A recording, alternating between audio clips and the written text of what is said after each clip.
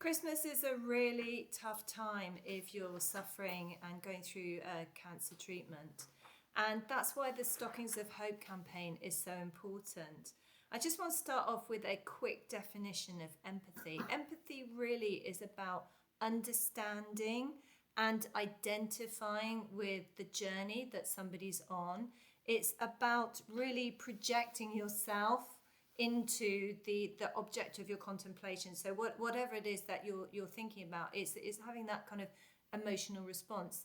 So Miguel, you were just telling us a story about a cancer sufferer who's a member of Yes to Life, and not a great experience that they had with a medical professional.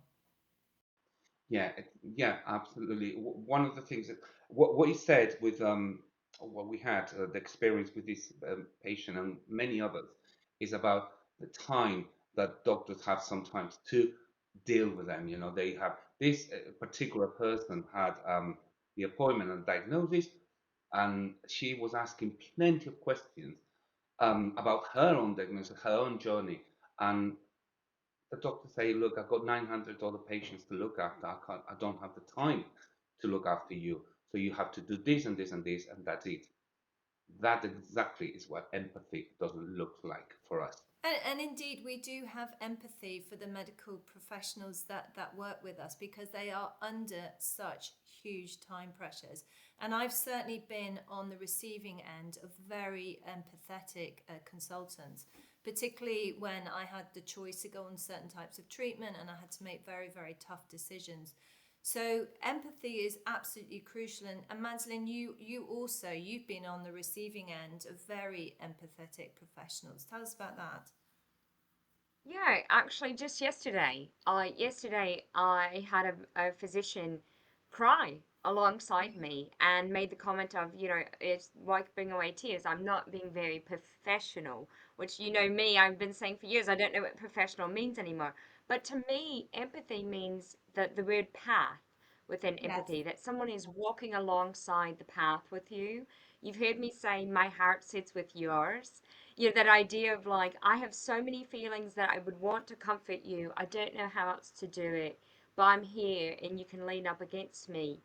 That to me is empathy. And I can tell you, yesterday when that happened, I felt immensely seen, validated, Heard, yeah. uh, supported, and that I was connected with someone in a situation that can feel quite isolating.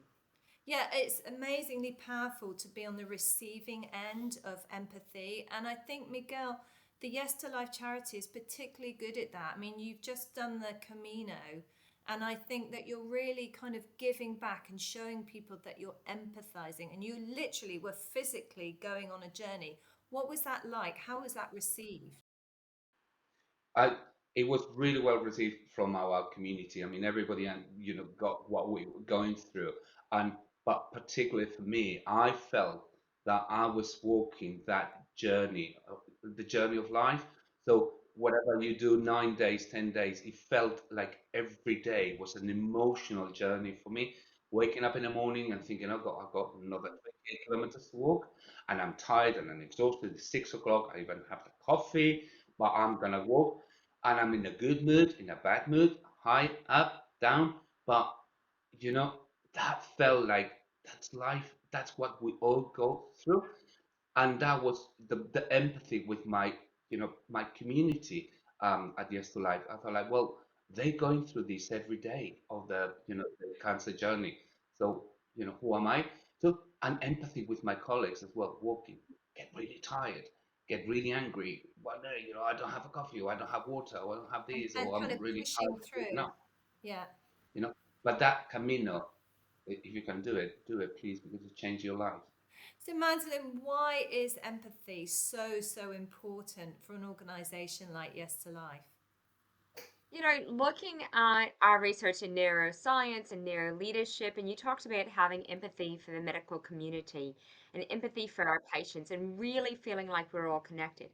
What we know is that people's behaviors can come across curt, um, emotional, in kind of a dysregulated sense because going through something like cancer is an absolute threat in multiple fronts. Right? When we talk about whole holistic well-being. We are dealing with situations that are biological and not always logical.